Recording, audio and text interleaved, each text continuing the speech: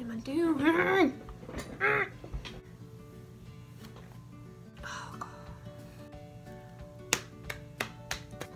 Hello beautiful people and welcome back to my channel. Today's video is going to be a little different because I'm talking about my health problems. Yay! Super fun. This is a little out of my comfort zone just because I normally only talk about the details of my health issues with my close friends and family. And the reason being is that there's a lot of misconceptions and misunderstandings about hip dysplasia, which is what I have. You know, acquaintances at school have heard me joke about my granny hips or stuff like that, but I don't ever really go into the nitty-gritty of these issues. So I decided to make this video on misconceptions about hip dysplasia. So the first issue I've come across in the past year is people just not knowing what hip dysplasia is. And I don't fault people for not knowing because it's not a super common diagnosis. The actual treatment for hip dysplasia is very new. The surgery really is in its infancy in terms of studies and all that, but it's been a highly successful surgery for the correct candidates. So I'm diagnosed with congenital hip dysplasia, which basically just means that in the womb, my hip sockets did not develop correctly. For each individual case, you know, that may look different, whether it's tilted forward, back, if the socket's too shallow, etc. In my personal case, mine was tilted forward, which caused a lot of issues. Because of that, I had to have surgery. I had what's called a periacetabular osteotomy, which is this big term that essentially means my hip socket was reconstructed. I've had 3 surgeries in the past year. I had one in July to correct actually my right hip, which does not have hip dysplasia. My right hip was injured because of the problems in the left hip, which confusing, complicated, not going to go into it. And then this past May, I had my PAO, the periacetabular osteotomy, as well as revisions done 2 weeks later because unfortunately my surgery failed, had a lot of complications, and everything had to be readjusted and fixed. Misconception number 2, and this one gets me, is when people tell me that I am too young for hip problems. I don't know how to say this without being rude. These comments generally come from people older than me. And there's kind of this almost scoffing, condescending vibe that can happen because they don't believe that someone younger than them could have problems similar to what they're dealing with. There's no such thing as being too young for hip dysplasia. Ideally, hip dysplasia should be diagnosed actually as an infant. So really, I'm too old for hip dysplasia if we're getting technical. However, due to a lack of effective dysplasia checks for infants, most people aren't diagnosed until their late teens through, you know, maybe their 30s, you know, that general range of like 15 to 30. That's about the area where people are diagnosed. And it's because they weren't diagnosed as infants. You know, if I had been diagnosed as a baby, this process would have been a lot easier because as a baby, you can be put in what's called a spica cast. What the spica cast does is it essentially remolds your hip sockets before they're fully developed. So if you have this done as an infant, you do not have to have these surgeries later on, and it's just a lot less complicated. Once you're into adulthood, like I was, my hips were essentially fully developed by the time I was diagnosed. Misconception. Do you mind?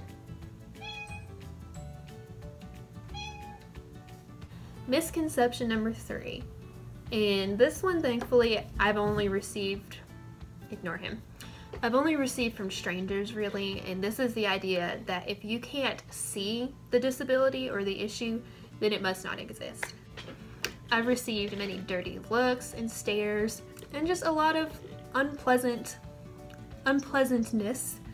from strangers who look at me, and because they can't see what's wrong, they assume that I'm milking something or that there's nothing really wrong with me. And so they'll give me dirty looks for using like handicap parking. Actually, the first time I went out to eat after my surgery, technically the second surgery, the first surgery I had this year. Anyway, I was on crutches, and you can't visibly tell that I had had my hip reconstructed because I didn't have a brace or any outward visible sign that something was wrong. So I was on crutches, and this girl is coming at me on the sidewalk. I can't move because I'm crutching, you know.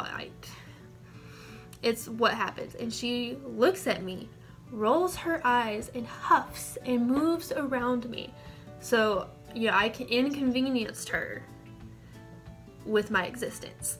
So next time you see someone parking in a handicapped spot who doesn't necessarily look disabled, don't judge them. Don't assume that they're lying or that they're just using that space, because you don't know what's going on.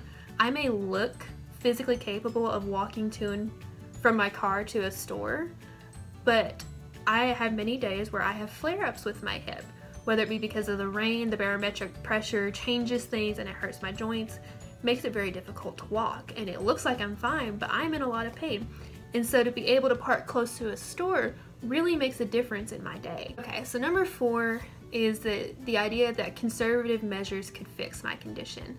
Now this again kind of ties back to the fact that a lot of people don't know what hip dysplasia is, and so part of me doesn't want to be mad, but then another part of me would get so frustrated leading up to my surgery, because this surgery was a big deal.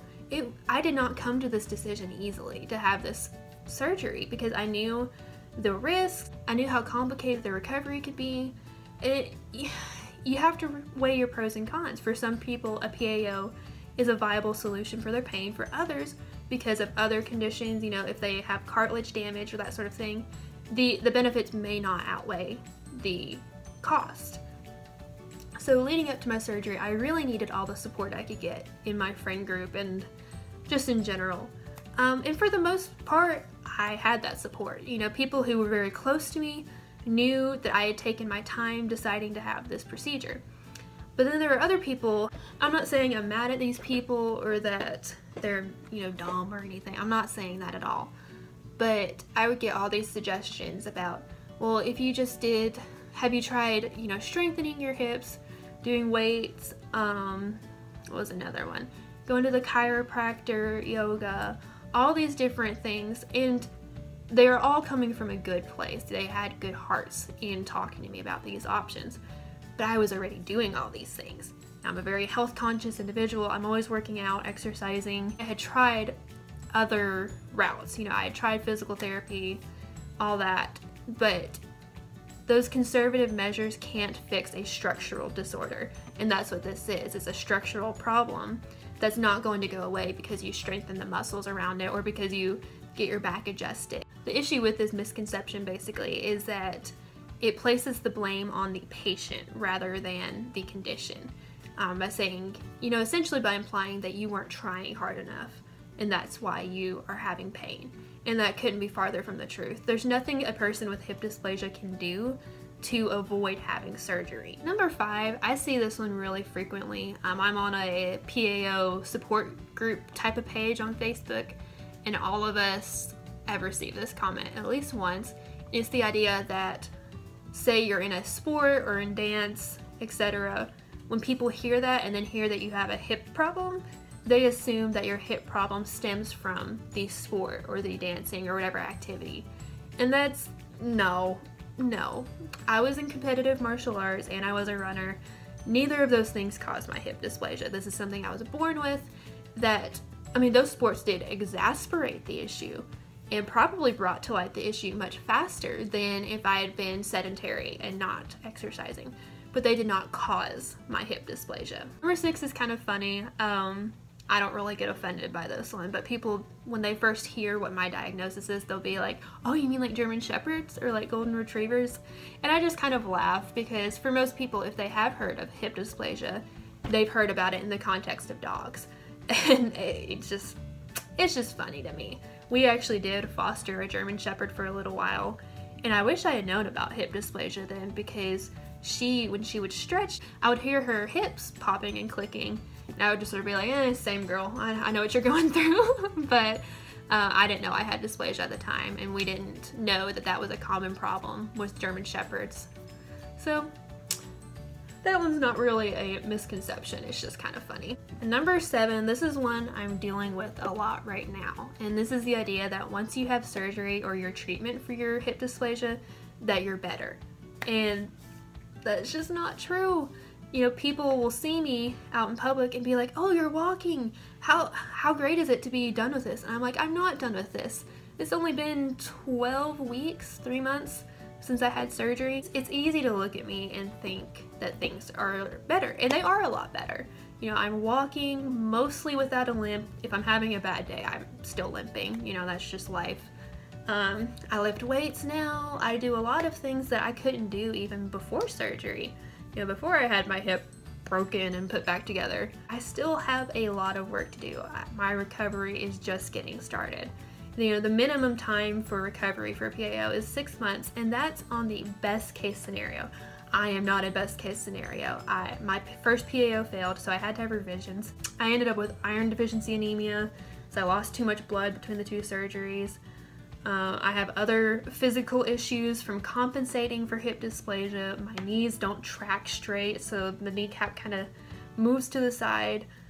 It's just, there's a lot more that goes into it. So yes, I look okay. And some days I'm gonna have really good days where I can, you know, hop on an elliptical or exercise, you know, within reason, and I look great. And then there's other days I'm gonna have to park in a handicap spot, and just the act of walking to and from places is going to take it out of me. You know, it's not a linear recovery. It goes up and down and up and down. And it's going to be a long time before I am totally back to normal. And to be quite honest, I don't know what normal is because I've been dealing with symptomatic hips since I was 14 or 15. So I don't know life without chronic pain. That sounds dramatic, but it is what it is. So I have to find my new normal, and hopefully I'm going to find it once this recovery is over. So just to wrap this whole thing up, I did not make this video to call people out or to be real mean and say like, oh, you're stupid for not knowing what hip dysplasia is. I didn't know what it was when I got diagnosed. So y'all aren't the only ones. I made this video to just bring awareness, you know, and to inform people about these issues, because there's more people getting diagnosed with hip dysplasia than you would think.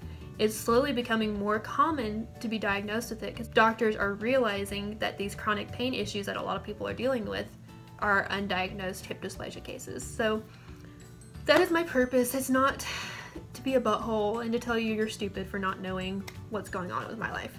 It is what it is. You know, it's something I've had to deal with. I'm glad I've had to deal with it. God has grown me and moved me and changed me in really powerful ways that wouldn't have happened if I hadn't gone through this. So as crazy as it sounds, I'm grateful. You know, I'm glad it's been fixed now and not later, etc. I'm babbling. I've had a lot of coffee. Really? That is explicit content. Alright, well that is all I have for you guys today. Thank you so much for watching. If you enjoy these type of videos, please give it a big thumbs up and subscribe to my channel down below, and I hope I'll see you in next week's video. Bye!